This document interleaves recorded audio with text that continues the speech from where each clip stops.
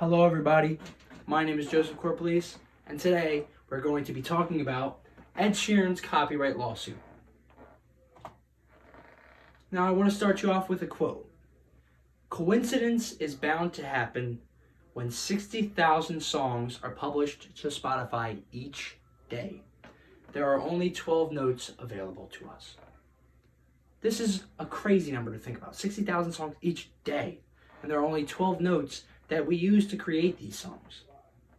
With that said, the goal of my speech today is going to be to help you understand copyright, to help you understand the case, which is on copyright, and finally why the case is important. So, let's get into it. What is copyright?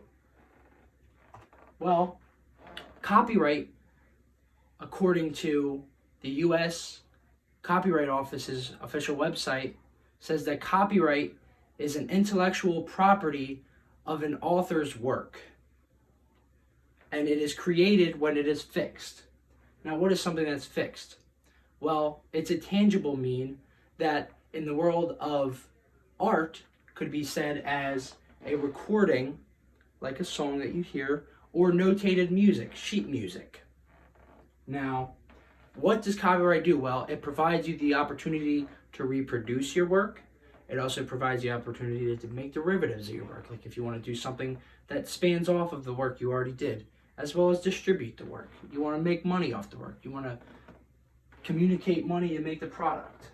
Now, to take it further, after it's fixed, meaning that it's in a tangible source, you can go to the Copyright Office and actually register it with the Copyright Office.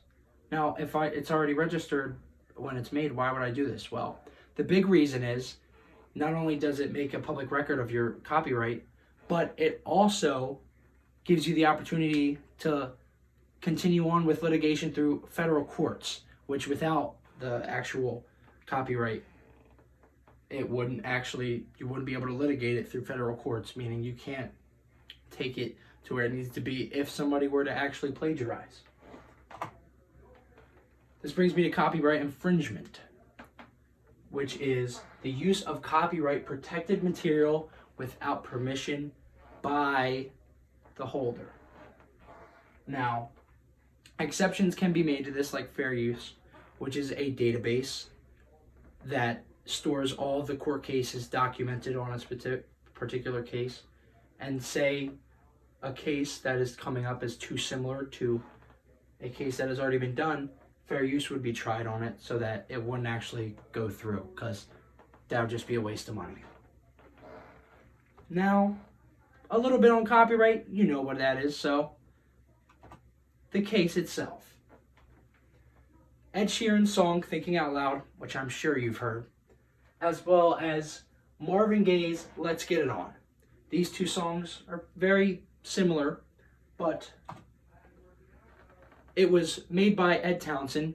He co-wrote the song with Marvin Gaye in 1973, and his estate, since he has now passed, claimed a suit against Ed Sheeran for $100 million.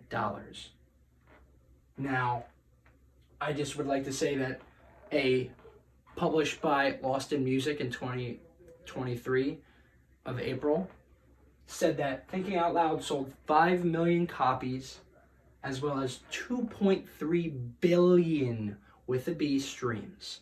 So this song, along with tours, made an exorbitant amount of money, just to put into perspective against this versus that. I couldn't find the actual number, but now we get into the case and the songs versus each other. So these songs, you're going to hear them side by side, one after the other, and just listen to them. What sounds the same?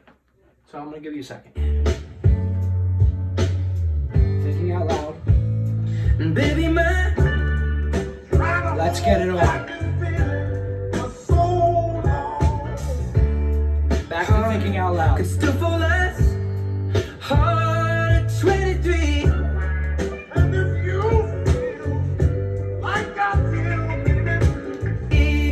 Okay, so you can see, or hear, that the songs are very similar. Things like the rhythmic pattern, the drums, that's the rhythmic pattern, or the chord progression, what the guitars are playing, what the pianos are playing, are very similar. But things like the melody, or what the lead singers are singing, and the lyrics they're singing are very different. So why am I saying those things to you? Well, things like lyrics and melody are copyrightable. However, things like rhythmic pattern and chord sequences are the building blocks, fundamental building blocks to music, and are not copyrightable. So is the song close enough to where there's copyright infringement? So I sit down in the studio. Well, the jury claimed that Ed Sheeran did not take directly from Ed Townsend or Marvin Gaye's hit song in 1973. I'd like to say a quote I already said. Similar chord progressions and rhythms are the letters of the alphabet of music. They are the building blocks. You cannot copyright them. And why is this important? Well, there is a fine line to be drawn between whether you're plagiarizing somebody or you are simply being creative. Everything derives in today's music and art from something of the past. It is all building on top of each other. So understanding where that line is very crucial, because you don't want to take somebody's work that they worked on. That's wrong. That's why we have copyright in place. But you also don't want people like this to hunch down on you just to make money off of something. Like I said, 60,000 songs are made every single day. There are only 12 notes that we use in music. So, understanding this line, whether you're a artist or you're writing a paper, right? When you're looking at art websites and you're taking information from them, you don't want to steal from them, but you have to curate an article and then you have to cite your sources. Okay, without doing that, then you're plagiarizing. You're taking their thing. So this is very important, okay? So now that we've talked about the case and copyright and why it's important, I'd like to say that we have a much better understanding. Learning copyright, as I said, is universal. It applies to many different factors of life, like writing a paper, like making music, or like making sure that your book doesn't get taken from somebody else so that you can plagiarize, so that nobody can plagiarize, okay? Creators everywhere use copyright, and I think that it's important to understand it on a little level. But I really hope that you enjoyed. Thank you for watching my speech. I hope that you have a better understanding of the case. I'm sure you saw it.